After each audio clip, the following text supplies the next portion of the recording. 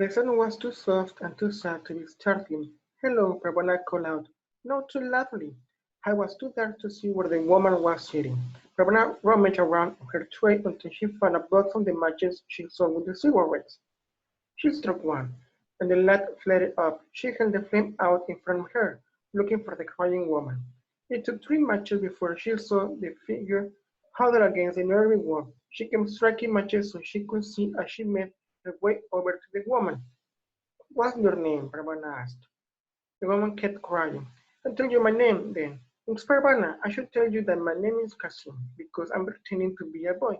I'm dressed like a boy so that I can earn some money, but I'm really a girl. So now you know my secret." The woman said nothing. Ravana glanced out of the door. It was getting late. If she was going to be home before curfew, she'd have to leave now. "Come with me," Ravana said. "My mother is away, but Mrs. Wheeler is at home. She can fix any problem." She struck another match and held it up to the woman's face. It suddenly dawned on her and she could see that the woman's face wasn't covered up.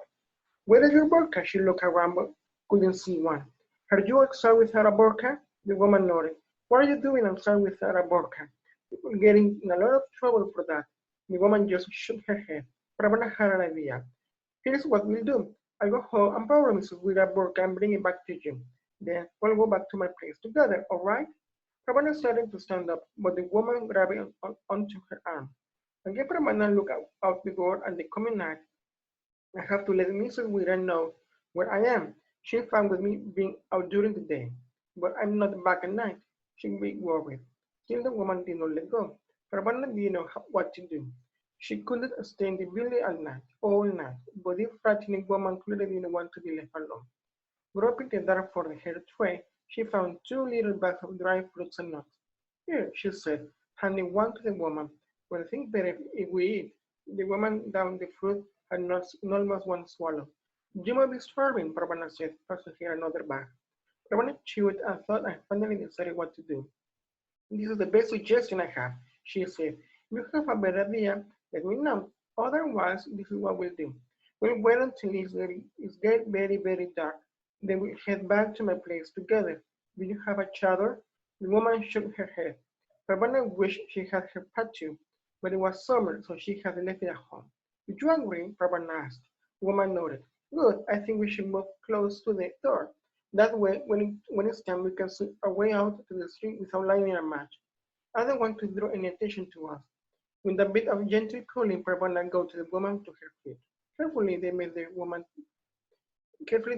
their way to a spot just inside the door, but still hidden from the view of anyone passing by. They were in silence for night to fall. Kabul was a dark city at night. It had been under curfew for more than 20 years. Many of the streetlights had been knocked out by bombs, and many of those still standing did not work.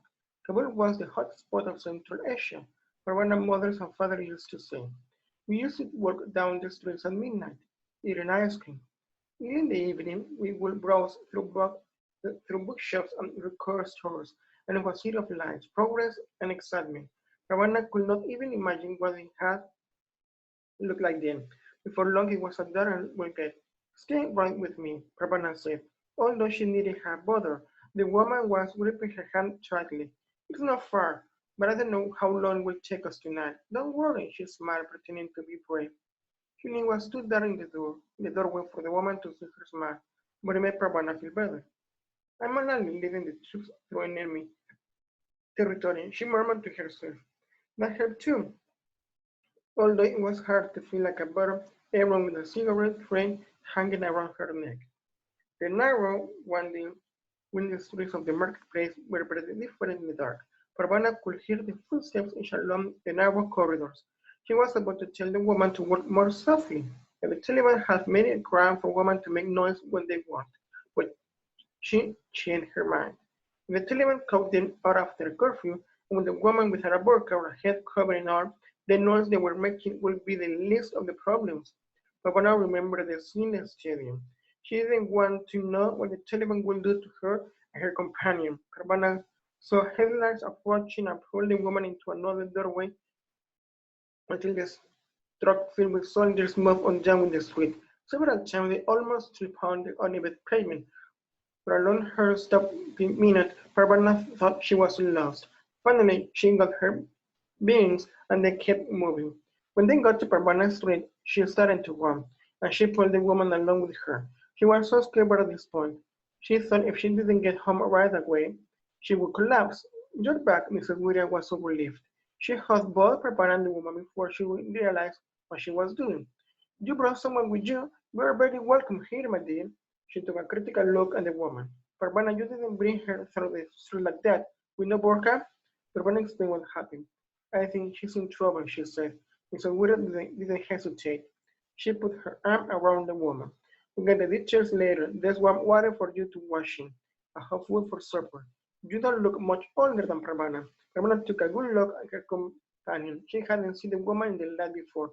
She looked a little bit younger than Nuria. "Fetch me some clean clothes," Mrs. Wira told Parvana. Parvana took a shower camel, some others out on the cupboard, and Mrs. Wira took the young woman into the washroom and closed the door. Parvana restocked her tray for the next day, then spread the metal cloth out on the floor.